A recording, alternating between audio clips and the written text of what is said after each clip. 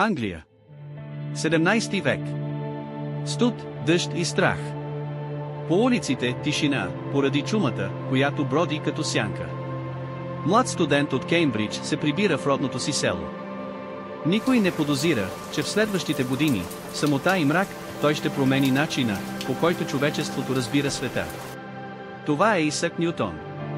Човекът, който измери Вселената. Добре дошли в истории от физиката, мястото където човешките открития оживяват. В малката си стая в Уолърсторп, Нютон не бяга от болестта, а от хаоса. Навън в страх от чума. Вътре хаосът на мисълта. Докато светът търси спасение, той търси закономерност. Той гледа как ябълка пада на земята. Не за да яде, а за да пита. Защо? Защо пада? Защо земята я привлича? Дали не същата сила държи и луната на мястото й? Така се ражда идеята за гравитацията. Не като чудо, а като закон. Невидима нишка, която свързва ябълката и звездите. За първи път човек осъзнава, че небето и земята подчиняват на едни и същи правила. Нютон пише, смята, чертае, изолира се напълно от света. Приятели няма. Самота – единствената му утеха. Създава закони за движение, формули, които днес изглеждат очевидни, но тогава били немислими. Защо светлината се пречупва, пита си той. Какво е цветът? Взима призма, пропуска лъч светлина и вижда 7-те цвята. Разбива илюзията, че светлината е бяла. Всъщност тя съдържа всички цветове на света.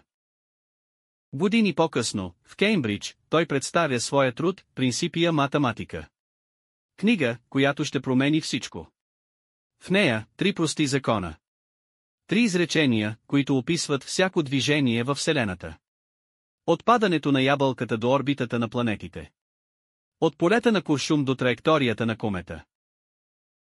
Години по-късно, в Кеймбридж, той пред светът за първи път разбира, че природата може да се обясни с математика.